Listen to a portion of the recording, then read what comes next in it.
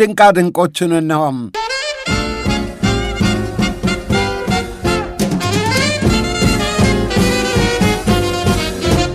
በህንድ አርዳል መንደር አንዷ ውሻና የፍየል ግልገል የእናትና ልጅ አይነት ግንኙነት ተፈጥሮ ይህም አላትና ያሰኘ ነው። በመንደሩ አንድ ቤተሰብ የሚንከባከባት ፍየል 3 ግልገሎችን ተገላገለች። 2ቱ ከእናቲቱ ፍየል ጡት ደህና አድርገው እየጠቡ ጠንከርከራሉ። 3ኛዋ ግን እምብዛም የእናቷን ጡት ስላላገኘች እንደ መኮስመናለች። ጤናዋን መቃወስ ያዘ። ይህን የተገነዘበች የምትመስለው ቤተሰቡ የሚያሳድጋት ውሻ 3ኛዋን ፍየል አቀረበቻት።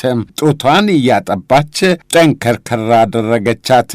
አሁን ውሻዋና 3ኛዋ ግልገል ፍየል የማይለያዩ ሆነዋል። ውሻዋ በሄደችበት ግልገሊቱ ፍየል ትከተላለች። ግልገሊቱ ፍየል ከእናቷ ይልቅ በቡቺ ቅርብ መገኘት ምቾት ይሰጣታል አሉ። የቡቺና የግልገሊቱ ፍየል የእናትና ልጅ አይነት ግንኙነት የተፈጥሮ ግድግዳን የደረመሰ ያህል ሆኖ ተቆጥሯል። ዝናቸውን የሰሙ ሁሉም ይህን ክስተት በዓይናቸው በብረቱ አይተው ለማረጋገጥ ወደዚያች መንደር እየጎረፉ ነው ተብለዋል። እንዲህም አይነት የተለያዩ አይነት እንስሶች የእናትና ልጅ አይነት ግንኙነት አለና ሲል በአግራሞት የጻፈው ባህራት ቲቪ ነው። የቡቺና የግልገሊቱን ፍየል የእናትና ልጅ አይነት ግንኙነት የሚያሳየውን ተንቀሳቃሽ ምስል ጭምር ተደመሙበት ሲል ገጽ አድርጎታል።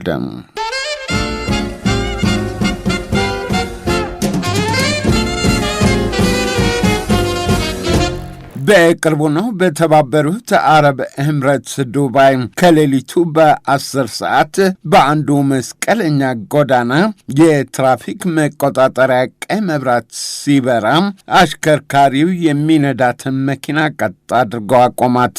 በጊዜው የትራፊክ መብራቱ በሚገኝበት ስፍራ ከተቃራኒው አቅጣጫም ሆነ ከጎንና ጎን የሚመጣ አንድም መኪና አልነበረም። ከዚያች መኪና ሌላ አንድም ተሽከርካሪ ባይኖርም የመኪናው አሽከርካሪ ሕግና ስርዓቱን ተከትሎ አረንጓዴ እስኪበራለት ታግሶ ማሳለፉ በታዛቢዎች ልቅም ተደርጎ በቪዲዮ ተቀረጸ። ኤንዲቲቪ ደግሞ ከዚህ ስልጡንነት እንማርበት ሲል ተንቀሳቃሽ ምስሉን ገጽ አድርጎታል።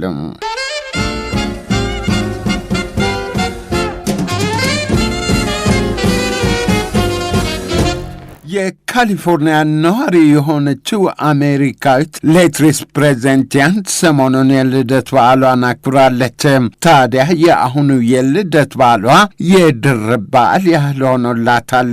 ፕሬዘንቲያን የሎተሪ ደንበኛ ነች። ብዙውን ጊዜ ሳይደርሳ ቢቆይም በልደት በዓሏ ዋዜማ በየጊዜው ወደምትሄድበት መደብር አመራች። ፈጣን ሎተሪዎችን ገዛች፣ ፋቅ ፋቅ አደረገቻቸው። ከትኬቶቹ አንዱ ለልደት በዓሏ ማዳመቂያ አዱኛውን እዛው ይዞ ከተፋለላት። የ$1 ሚሊዮን አሸናፊ ያደረጋት። ባለማመን ቲኬቱን ደጋግሜ ያየው ትላለች። ከተደጋጋሚ ምልከታ በኋላ የ$1 ሚሊዮን እድለኝነቷን ማረጋገጧን ተናግራለች። በልደቷ ዋዜማ የ$1 ሚሊዮን እድለኛ የሆነችው ወይዘሮ ልደቴም ደመቀ መኪናም ይገዛል፣ ዕዳም ይከፈላል፣ የመኖሪያ ቤት ግዢ ክፍያም ይቃለላል ማለቷን የጻፈው ዩፒአይ ነው። አድማጮች ድንቃድንቆቹ የሰማችኋቸው ናቸው።